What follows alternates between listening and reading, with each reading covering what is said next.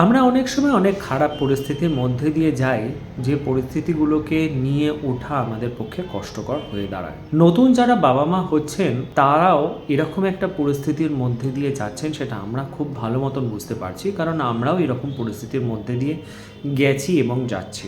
এখন একটা পরিস্থিতিকে কিভাবে আমরা ম্যানেজ করব বা কিভাবে নেব, সেটা নির্ভর করে আমরা পরিস্থিতিটাকে কিভাবে দেখছি বা কিভাবে নিচ্ছি। কিছুদিন আগে এক দিদিভাইয়ের সঙ্গে কথা হলো। ওনার বাচ্চার বয়স 6 মাস। উনি নানান রকম মানসিক এবং শারীরিক ক্লেশের মধ্যে দিয়ে যাচ্ছেন। এই পরিস্থিতিতে বিভিন্ন বিষয়ে আলোচনা করতে করতেই উনি বললেন যে আমি এই যে পরিস্থিতিটার মধ্যে দিয়ে যাচ্ছি, এটা বেবি ব্লুজ আমার হচ্ছে। এখানেই একটা কথা বলার, যে আমরা কোন পরিস্থিতিকে কিভাবে দেখছি সেটা ডিসাইড করে দেবে আমরা নেক্সট অ্যাকশন কী নেব। অনেক সময় সাধারণ সর্দি কাশি ঠান্ডা লাগা নিয়েও আমরা অনেক গুরুত্বপূর্ণ কাজ করে ফেলি। আবার কোনো কোনো সময় বিছানায় শুয়ে থাকি, নড়তেই ইচ্ছে করে না। বাচ্চার জন্মের পর প্রথম 2 থেকে 3 সপ্তাহ হচ্ছে বেবি ব্লুজ, যে সময় মা নতুন দায়িত্বে নিজেকে খাপ খাইয়ে নেওয়ার চেষ্টা করে এবং একটা লড়াই করে। এই সময় ঘুম একটু নষ্ট হয়, খাওয়া দাওয়া নষ্ট হয়, ডেলিভারির পর যে রিকভারি সেটার একটা ব্যাপার থাকে, ঘুম নষ্ট তো হয়, তার সঙ্গে ব্রেস্ট ফিডিংয়ের লড়াইও একটা থাকে। এই সময় তাকে বলা হয় বেবি ব্লুজ। এই যে 2-3 সপ্তাহ এটা চলে গেলে আর কিন্তু ফিরে আসে না, আসবেও না, কারণ 2-3 সপ্তাহ পরে মা বুঝে গেছে তার নতুন কী কী রেসপন্সিবিলিটি আছে।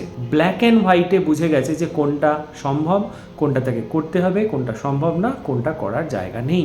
এখন যেটা ফিরে আসে সেটা হচ্ছে পোস্টপার্টাম ডিপ্রেশন, বা দীর্ঘস্থায়ী হয় বা ছাপ ফেলে যায়। গবেষণা বলছে যে যেখানে বেবি ব্লুজ মোটামুটিভাবে 80-90% মায়েদের ক্ষেত্রে হয়ে থাকে, পোস্টপার্টাম ডিপ্রেশন 50-60% মায়েদের ক্ষেত্রে হয়ে থাকে, এবং দ্যাট ইজ টু বাচ্চার জন্মের পর 1 বছরের মধ্যে যে কোনো সময় হতে পারে, এমনকি ফিরেও আসতে পারে। যদি সঠিকভাবে ট্রিট না করা হয় তাহলে সেটা কিন্তু কুপ্রভাব ফেলে যায়, বাজে প্রভাব ফেলে যায় মায়ের ওপরে।